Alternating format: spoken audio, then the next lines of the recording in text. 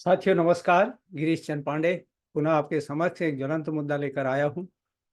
और आज का मेरा मुद्दा जो है प्रधानमंत्री नरेंद्र मोदी की 22 से 23 मार्च 2024 को 2 दिवसीय भूटान यात्रा से जुड़ा हुआ है आज का मुद्दा। और इससे पहले कि मैं आगे बढ़ूं, आपके ध्यान में उचित समझता हूं कि भूटान जो है भारत की पड़ोसी प्रथम नीति, जिसको नेबरहुड फर्स्ट पॉलिसी कहते हैं, उसका एक प्रमुख देश है।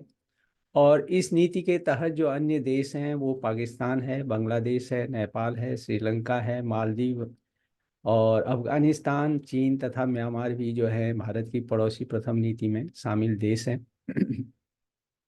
साथियों, इस संबंध में मेरी भारत की पड़ोसी प्रथम नीति पुस्तक जो है बाजार में उपलब्ध है और उसका लिंक भी मेरे चैनल पर उपलब्ध है। यदि आप उसका अध्ययन करेंगे तो उक्त जो सभी देश है भारत के पड़ोसी देश हैं, जिसमें भूटान भी शामिल है, और उनके साथ भारत के संबंधों की जो है अद्यतन अप टू डेट जो है जानकारी आप उससे हासिल कर सकते हैं और लाभान्वित हो सकते हैं।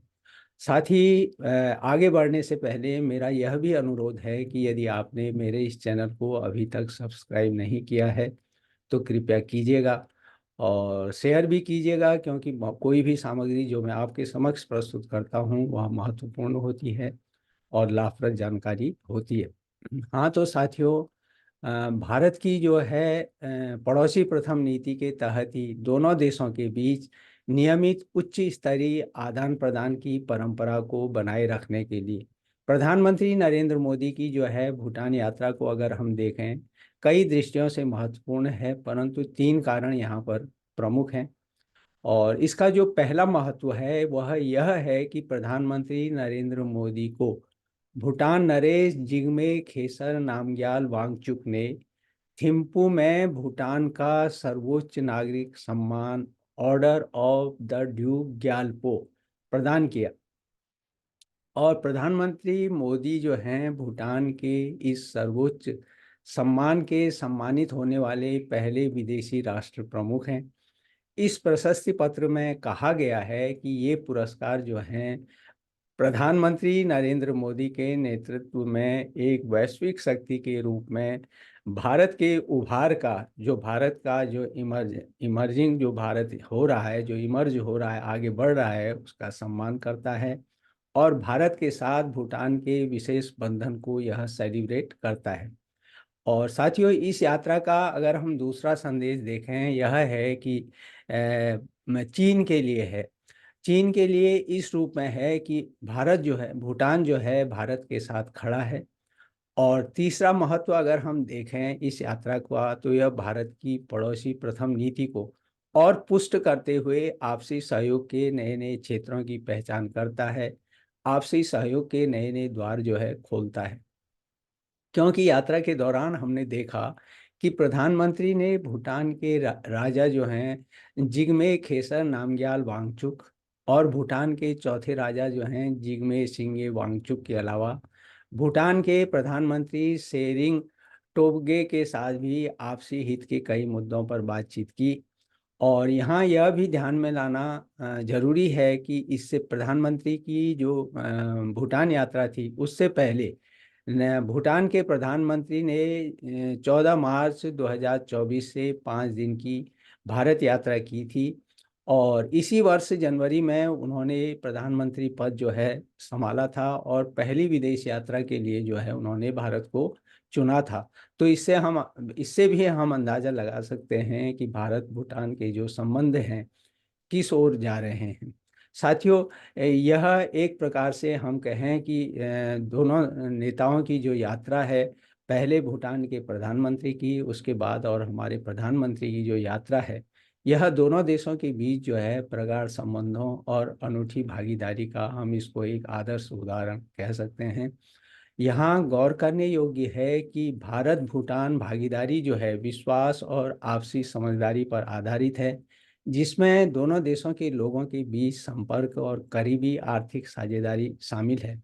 साथियों, मोदी की भूटान यात्रा में दोनों प्रधानमंत्रियों ने आपसी बातचीत के बाद साझा जो बयान जारी किया उसमें कहा गया है कि दोनों देश अपने असाधारण तौर पर अच्छे संबंधों को और खास बनाने के लिए प्रतिबद्ध हैं। मोदी ने भूटान के हाई इनकम नेशन बनने की जो आकांक्षा है उसमें साथ देने की वचनबद्धता भी व्यक्त की। यहाँ ध्यान देने योग्य है, गौरतलब है कि भारत ने जहां 2047 तक विकसित देश बनने का लक्ष्य निर्धारित किया है, वहीं भूटान ने 2034 तक हाई इनकम देश बनने का लक्ष्य रखा है।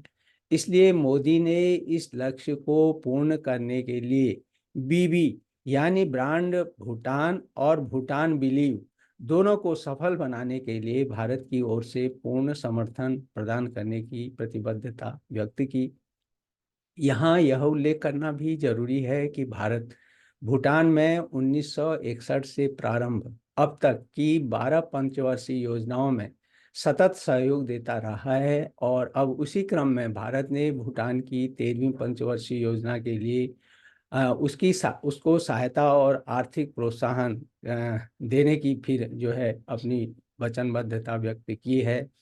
और इसी क्रम में भारत जो है अगले 5 वर्ष में भूटान को 10,000 करोड़ रुपए की सहायता प्रदान करेगा।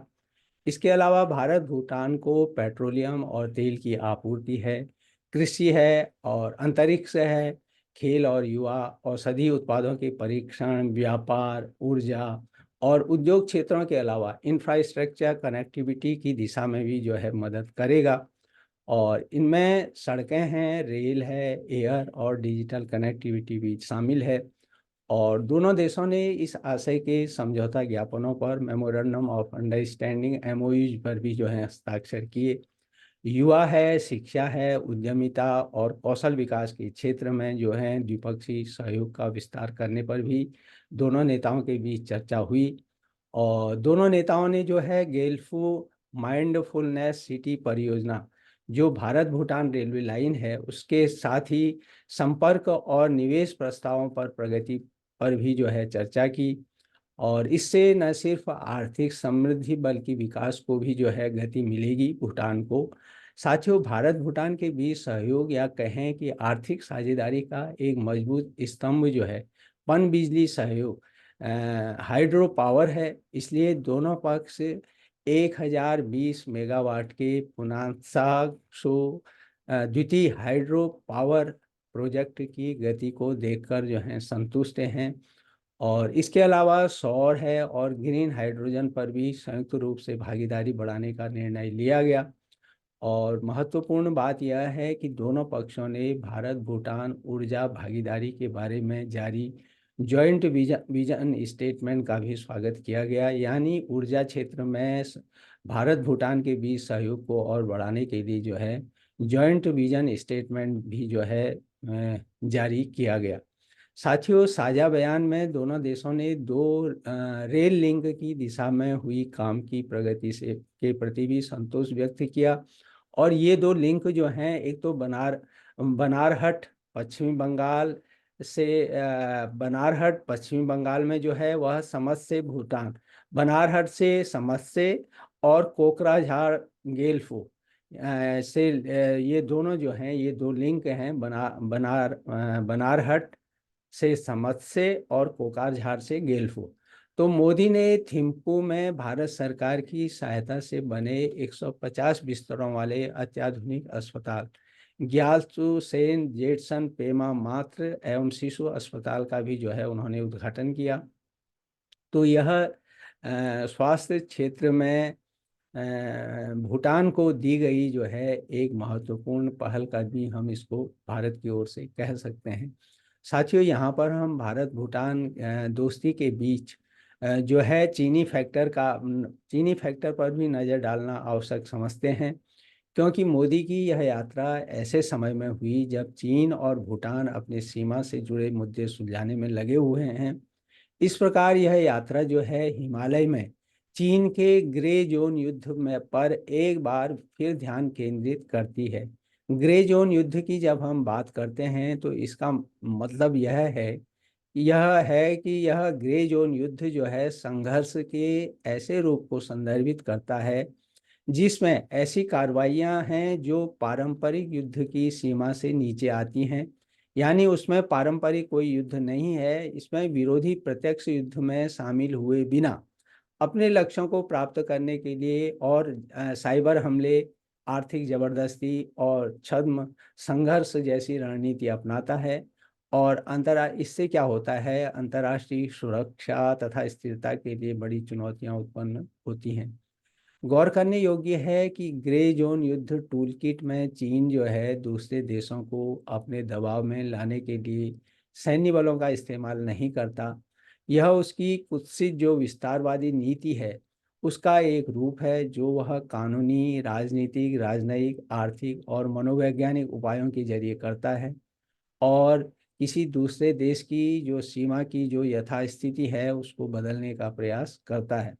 साथियों, भूटान की संप्रभुता को कमजोर करने के लिए चीन जो है सीमावर्ती क्षेत्रों में सैन्य क्षमताओं को बढ़ा रहा है और 2017 में चीन ने सीमावर्ती इलाकों में गांव बसाने शुरू किए। भारतीय सीमा के करीब भी चीन गांव बसाता रहा है। अभी भूटान और चीन के बीच जो विवाद के अगर हम क्षेत्र देखें तो 3 क्षेत्र हैं। पूर्व में सकतेंग है, उत्तर में बेयुल खेन पोजांग है और मेनचुमा घाटी है, तो पश्चिम में डोकलाम है, चरिथांग, चिंतलुंगपा, ड्रामाना और साखोटा के कुछ हिस्से जो हैं इसमें शामिल हैं। यानी भूटान का जो चीन के बीच विवाद है वह पूर्व से लेकर पूर्व, उत्तर और पश्चिम में फैला हुआ है। चीन उत्तर में अपने तथाकथित दावों में से 495 वर्ग किलोमीटर छोड़ने की पेशकश इस शर्त पर कर रहा है कि जब भूटान पश्चिम में 269 वर्ग किलोमीटर का क्षेत्र छोड़ देगा। चीन लंबे समय से उत्तर और पश्चिम के कुछ क्षेत्रों पर दावा कर रहा है, लेकिन पूर्वी भूटान में सकतैंग पर चीन का दावा जो है हाल ही में आया है।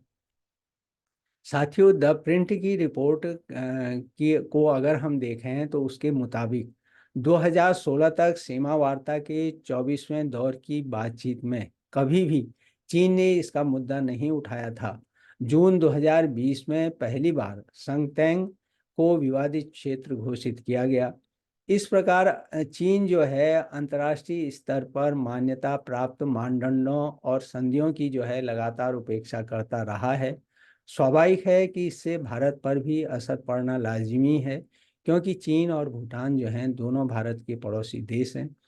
वैसे भी अभी भारत जो है चीन के साथ पूर्वी लद्दाख मसले पर उलझा हुआ है और वास्तविक नियंत्रण रेखा एलएसी पर तनाव कम करने के लिए कोर कमांडर स्तर की जो हैं 20वें दौर की बातचीत अभी 9 से 10 अक्टूबर 2023 को हुई थी और 20वें दौर की इस बातचीत में भी कोई इस मुद्दे पर कोई विशेष प्रगति नहीं देखी गई और जिस कारण पूर्वी लद्दाख में भारत और चीन की सेनाएं जो हैं आमने सामने वहाँ पर स्थित हैं।